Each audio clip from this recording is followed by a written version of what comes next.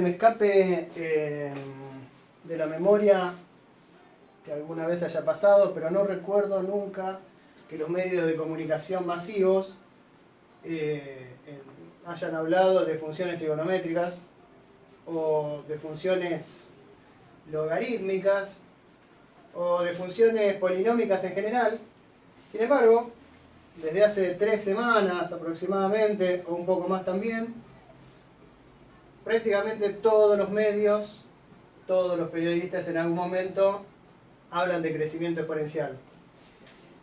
No es de extrañar porque, bueno, justamente vamos a ver qué tiene que ver el crecimiento exponencial o las funciones exponenciales en cómo se va modelando esto de los contagios, del virus, que nos tiene un poco mal traer últimamente.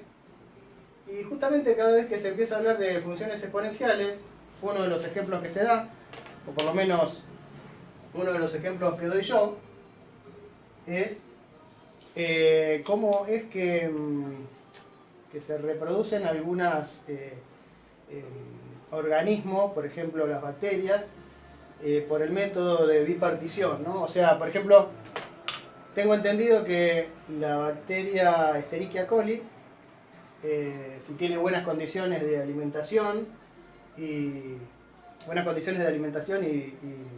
de temperatura, se divide en dos y genera 2 nuevos organismos cada 20 minutos. ¿Ok?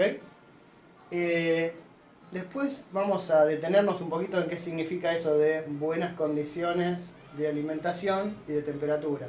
Pero digamos que al comienzo del proceso, cuando esta bacteria empieza a dividirse, si hay lugar, si hay alimentación y si hay buena temperatura, se divide en 2, generando 2 nuevos organismos. Entonces, cuando supongamos que elegimos una unidad de tiempo, que en el caso de esta bacteria Escherichia coli, bastante nociva, es 20 minutos. Entonces, nuestra unidad de tiempo sería 20 minutos. O sea, cuando el tiempo es 0, hay una bacteria. Esto vamos a ponerle cantidad. Cantidad de bacterias, no sería en este caso, pero bueno, podría ser otra cosa. Cuando pasó una unidad de tiempo, que para el caso de esta bacteria la tomamos como 20 minutos, ¿no? Una unidad de tiempo después, esta bacteria se dividió en 2 porque tiene comida, porque tiene temperatura, y ahora hay 2. Cuando pasó una nueva unidad de tiempo, cada una de estas 2 a su vez se dividió en 2, o sea que tengo 4. Cuando transcurrió una nueva unidad de tiempo, cada una de estas 4 se volvió a dividir generando 2 nuevos individuos, o sea que tengo 8. Una nueva unidad de tiempo, ahora tengo 16. Una nueva unidad de tiempo, ahora tengo 32.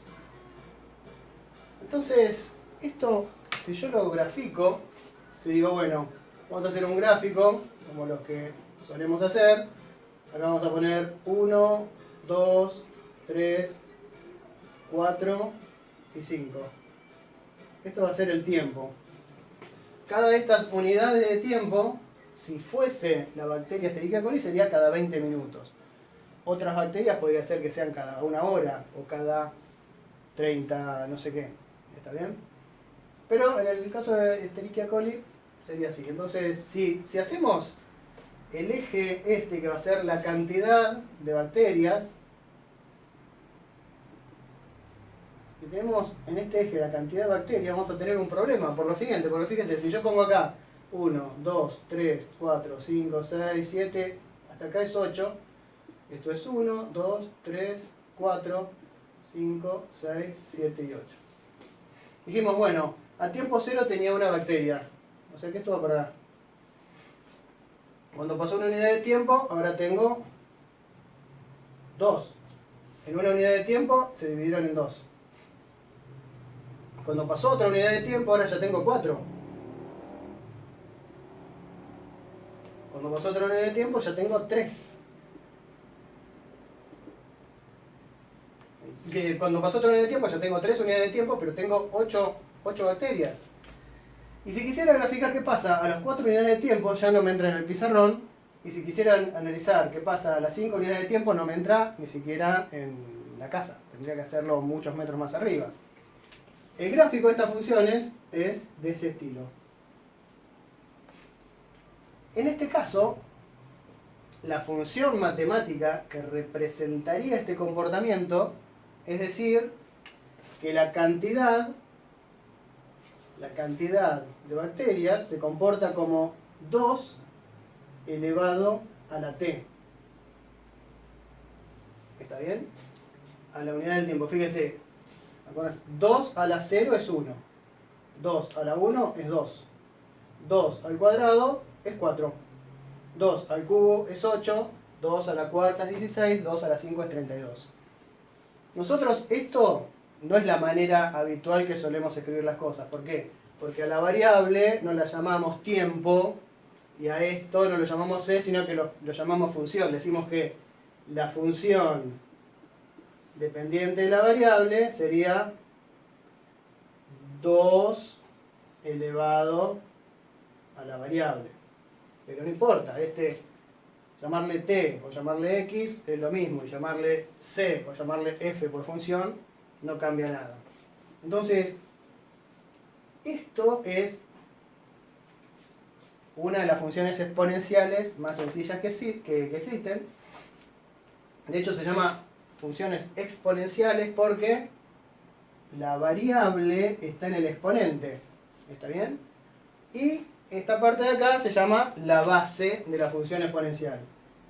En el caso de cómo se comporta esta bacteria, es con base igual a 2 y la unidad de tiempo es 20 minutos si fuera Escherichia coli. ¿Está bien? Para todas las funciones exponenciales, la base tiene que ser un número real positivo y distinto de 1. ¿Por qué digo distinto de 1?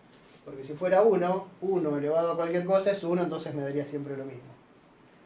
Por ahora, teniendo en cuenta que esta es la clase ultra introductoria de funciones exponenciales, por ahora vamos a considerar que la base es mayor que 1. ¿Está bien? Cuando la base es mayor que 1, todas tienen este comportamiento. Hay una anécdota acerca de cómo es que se comportan, cómo es que estas funciones exponenciales crecen, no cómo es que crecen tan rápido, sino que cómo se puede tener noción de qué tanto crecen estas funciones exponenciales. De hecho, ahora en el medio de la pandemia, todos dicen, hay que achatar la curva, que esta es la curva de la que hablan, y ahora vamos a hablar bastante más, un poquito más por lo menos de esto. Pero para dar un ejemplo de cómo es que crecen estas funciones exponenciales, hay una leyenda que probablemente sea casi seguro que es falsa, pero que es la leyenda de cómo se creó el ajedrez. Dice la leyenda que hubo una persona que creó el ajedrez y se la llevó a su rey. No sé, le dijo, mira, rey, inventé el juego del ajedrez. Como todos saben, el juego del ajedrez se juega en un tablero y tiene 1, 2, 3, 4, 5, 6, 7, 8. Tiene 64 cuadraditos, 64 escaques. Los cuadraditos del ajedrez se llaman escaques. ¿Está bien? 32 blancos y 32 negros. Entonces, obviamente, en esa época no existía la Play, no existía los celulares, qué sé yo. La gente no tenía muchas cosas para hacer, Netflix tampoco. Entonces le dijo, pero este juego está buenísimo, la verdad, sos un capo. ¿Qué querés que te dé? Pedí lo que quieras, sos un campeón, la verdad me salvás el fin de semana, me salvás la pandemia, porque con esto jugando al ajedrez me entretengo un montón, te doy lo que quieras de recompensa. Entonces el tipo le dijo, bueno, si me querés dar lo que quieras de recompensa, yo lo que quiero es que en este tablero de ajedrez vos al primer cuadradito le pongas un granito de arroz. Algunos dicen que es arroz, otros dicen que es trigo, pero yo lo voy a hacer arroz por lo siguiente, ahora van a ver por qué. Me dijo, yo quiero para el primer cuadradito un granito de arroz. Para el segundo, 2. Para el tercero, 4.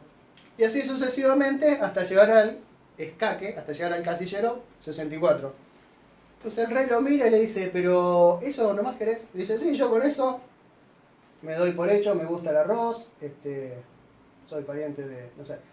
¿Ok? Entonces le dijo, por supuesto, si es lo que querés, concedido. Ahora bien, por supuesto, el rey tendría algún conjunto de matemáticos o algo así, le dijeron, mira, hágame la cuenta y llévenle las bolsas de arroz para este tipo. Obviamente, al poco tiempo vinieron los matemáticos y le dijeron, mire, rey, esto es así.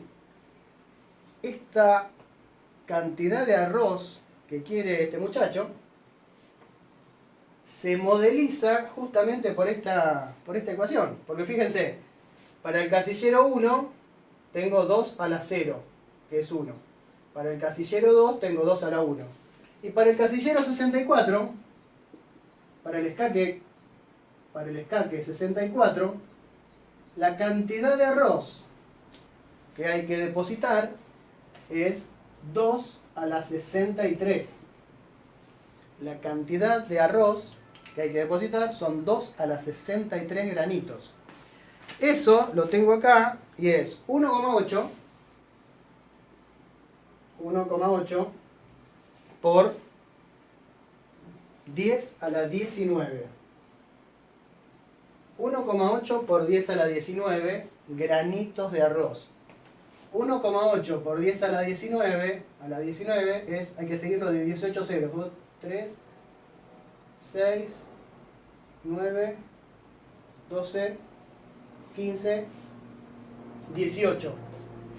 O sea, esta es la cantidad de granitos de arroz que había que depositar en el casillero 64. Esta cantidad de arroz es igual a la cantidad de la producción mundial de arroz, o sea, todo. Imagínense lo que cosecha China, Vietnam, Camboya, todos esos países de arroz, más todos los otros países, toda la producción mundial multiplicada por 400. O sea, la cantidad de arroz que había que poner en el último casillero era la producción mundial actual de arroz multiplicada por 400. O sea, 4 siglos de la producción de la humanidad de arroz. Y además, todos los casilleros anteriores, ¿no? Pero solamente en el último casillero era esta cantidad. No sé qué habrá pasado con el inventor del ajedrez. Igualmente casi seguro que era falso esto. Pero probablemente lo hayan, si era real, lo deben haber metido preso por irrespetuoso, ¿no? Pero, bien, eso da una idea de por qué coloquialmente en los medios periodísticos o en la literatura o en el hablar común, digamos, cuando algo crece mucho se dice que crece exponencialmente. Porque las funciones exponenciales se van al infinito y más allá, como diría Buzz Lightyear, muy rápidamente. Y cuanto más grande es esta base, más grande es el grado de ese crecimiento, ¿no? Porque si acá, en lugar de tener 2 a la x, tuviese 3 a la x, ¿no? A ver, vamos, en rojo hice esto. ¿Qué pasa si tuviera 3 a la x? En azul lo voy a hacer. Bueno, 3 a la 0 también es 1. 3 a la 1 es 3. 3 al cuadrado es 9. Ya me fui del gráfico. Esto crece así.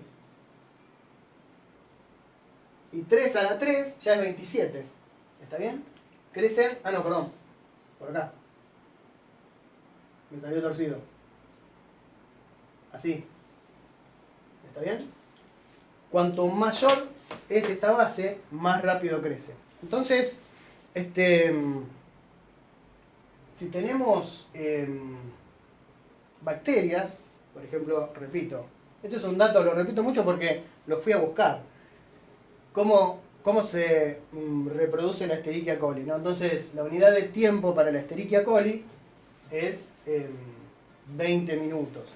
Ahora bien, supongamos las funciones exponenciales, vamos a ver que con algún tipo de modificación, con algunas variables multiplicando por algún lado, representan muy bien muchos crecimientos y algunos decrecimientos de la naturaleza. Por ejemplo, la manera en la que el material radioactivo va perdiendo masa. Vamos a ver cómo se puede representar con este tipo de funciones. O por ejemplo, si uno tiene alguna población liberada de animales, por ejemplo seres humanos, para que se reproduzcan, y tiene suficiente comida y no hay un cataclismo natural demasiado pronunciado, se pueden modelar por este tipo de funciones. Pero antes de meterme en lo que voy a decir a continuación, lo que tiene que quedar claro es que cuando se usan estas funciones para representar algún acontecimiento de la naturaleza, son modelos, ¿está bien? Son modelizaciones que se aproximan al comportamiento.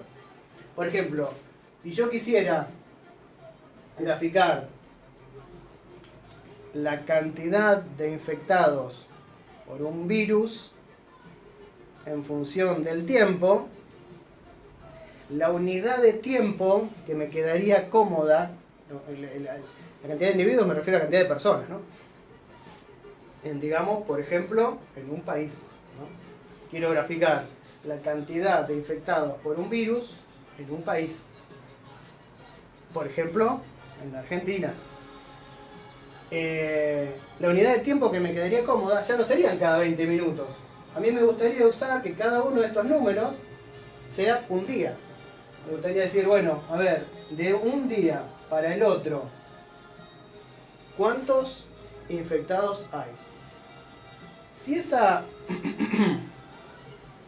esos datos que yo voy representando se aproximan mucho a una exponencial de base 2, como el de las bacterias, estoy liquidado, ¿no? Porque en pocos días llegaría a que todo el país está infectado, ¿no? Pero se puede aproximar por funciones exponenciales que en lugar de ser 2 a la x, sea por ejemplo, qué sé yo, 1,3 a la x, ¿no? Que cada cantidad de infectados que había en un día es 1,3. Cada cantidad de infectados que hay en un día se obtiene multiplicando por 1,3 los infectados que había el día anterior. A ver, entonces lo que se puede hacer, y que es lo que se ha hecho, es decir, bueno, a ver, ¿cuándo apareció el primer infectado de coronavirus, por ejemplo, en la Argentina? Entonces se ponen los datos verdaderos. Se ponen los datos verdaderos y dice, bueno, el primer día hubo uno, el segundo día no sé cuántos hubo, al tercero estuvo por acá, al cuarto por acá, al quinto estuvo por acá. Y una vez que uno tiene una cantidad más o menos representativa de datos, puede decir, ah, mira, esto se parece a una función exponencial. ¿A qué función exponencial se parece? ¿No? Entonces, lo que estaría bueno es, el primer dato de coronavirus creo que fue el 3 de marzo. Entonces, por ejemplo, si yo juntaba los datos entre el 3 y el 25 de marzo, podría haber tenido un gráfico. Eso se hizo. Lo hizo un montón de gente, pero entre las personas que lo hicieron, lo hizo un ex profesor mío de la facultad, Jorge Aliaga, ex decano de la facultad también. Entonces, les voy a mostrar cómo se ven esa cantidad de infectados en función de los días, desde el 3 de marzo hasta el 25 de marzo. Y los datos son estos de acá. Como pasa con todos los datos reales, o como con casi todos los datos reales, vieron que no es una cosa tan perfecta, tan suave y tan hermosa como los gráficos de una función como cuando graficamos una función exponencial, pero era bastante parecido a una función exponencial. De hecho, era tan parecido a una función exponencial que lo que se puede hacer es decir, busquemos la función exponencial que mejor ajusta a estos datos reales que tenemos. Ese ajuste también lo hizo mi profesor y lo superpuso. Bueno, lo hizo mucha gente, ¿no? Yo uso los datos de él porque es lo que me pareció que lo hizo más lindo para ver. Entonces, podemos superponer ese ajuste para decir, bueno, si la cosa viene por este lado, tenemos que esperar esta cantidad de infectados para el futuro. Entonces, el ajuste que se hizo, ese ajuste de la función exponencial es el siguiente.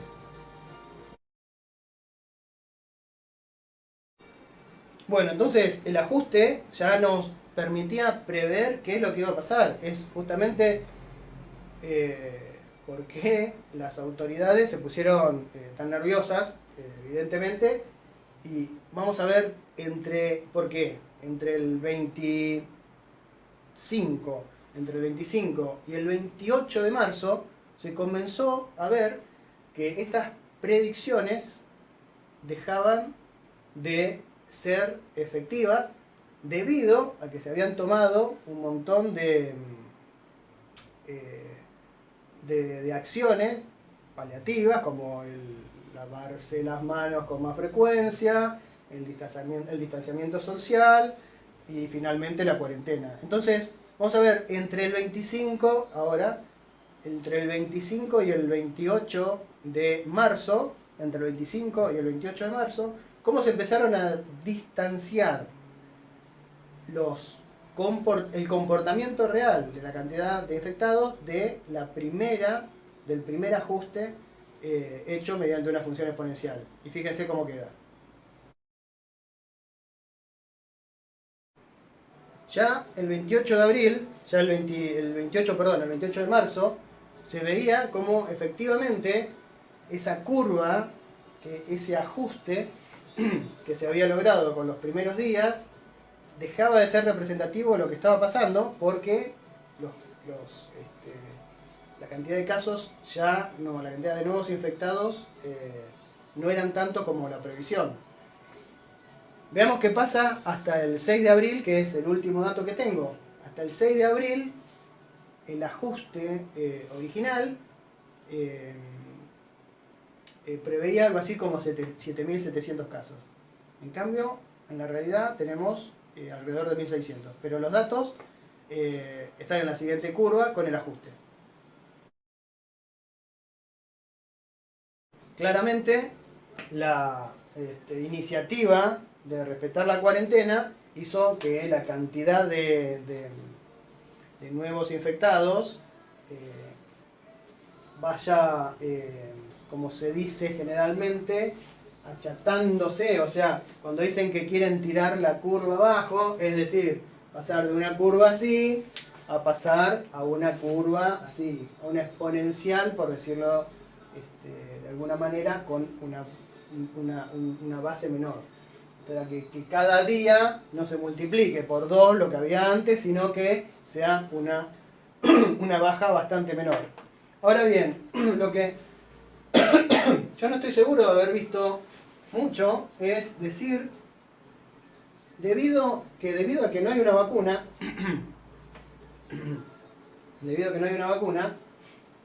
eventualmente todos probablemente estemos infectados.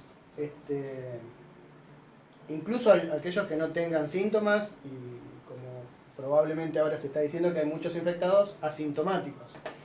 El tema de respetar la cuarentena es porque si nosotros acá ponemos la cantidad de días,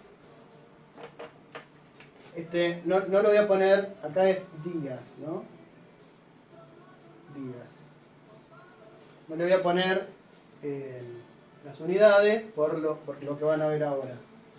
Y si en este gráfico yo tengo la cantidad de infectados que van a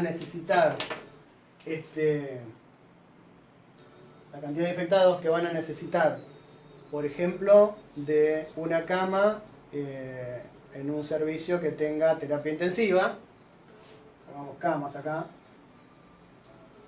tarde o temprano el número va a ser el mismo. Es decir, mientras no haya una vacuna, el virus va a empezar a circular, eventualmente, aún cuando no tengamos síntomas, aún las personas que se infecten y ni se den cuenta porque tienen un sistema inmunológico lo suficientemente fuerte, el virus va a circular por todos. ¿Está bien? El problema va a ser que algunas personas van a necesitar terapia intensiva. Entonces, la cantidad de personas que van a necesitar terapia intensiva, si el virus se va propagando de una manera, digamos, lenta, van a ser una cosa más o menos así. Va a llegar un pico y va a descender. ¿Está bien? ¿Por qué? Bueno, porque una vez que estas personas se curen, listo, ya no van a seguir incrementando la cantidad de nuevos... no van a necesitar más de servicios de terapia intensiva. O sea, esta área representa la cantidad de gente que va a necesitar, en función de los días, una cama con terapia intensiva. ¿Está bien? Ahora, qué bien. Bien. La cantidad de camas, no sé cuántas serán, no sé si serán las necesarias o las que tiene el sistema, me refiero, no sé ahora, no sé si son 1000, 5000, no sé cuántas tiene el sistema, pero supongamos que están por acá. Esta es la máxima cantidad de camas que puede ofrecer el sistema. Mientras el pico de demanda no supere esto, está todo bien más o menos, porque cada enfermo va a tener su servicio de salud como corresponde. Esta cantidad de gente, tarde o temprano, va a ser la misma. Pero si esa cantidad de gente se concentra mucho, es decir, si todos al mismo tiempo, o sea, si esta área, o sea, recordemos que el área debajo de esta curva es la cantidad de gente que va a necesitar de asistencia respiratoria en una unidad de terapia intensiva. Si yo a esta gente la agrupo mucho, porque hay mucha circulación del virus y toda se contagia muy rápido, la curva va a ser una cosa así. ¿Y qué va a pasar en esta franja de días? En esta franja de días el sistema colapsa. No hay suficiente capacidad del sistema de salud para brindarle una cama de terapia intensiva a toda esa gente al mismo tiempo. Que es lo que aparentemente, bueno, aparentemente no, eso es lo que pasó en Italia, lo que pasó en España, lo que pasó en, qué sé yo, en Irán, y lo que pasó en Estados Unidos, particularmente en el estado de Nueva York y en la ciudad de Nueva York. O sea, no es que le va a pasar a un sistema, que puede colapsar solamente un sistema que está no tan bien preparado, sino que puede pasarle a los sistemas de salud de países del primer mundo. Lo que está pasando, perdón, ahora en el Reino Unido, ¿no? Así que bueno, así que esta primera parte de funciones exponenciales necesariamente se fue hacia un tema de actualidad, pero bueno, creo que vale la pena. Así que ya en la próxima vamos a hablar de dominio, imagen y crecimiento, y si tiene máximos o no las funciones exponenciales, y vamos a hacer algunos ejercicios.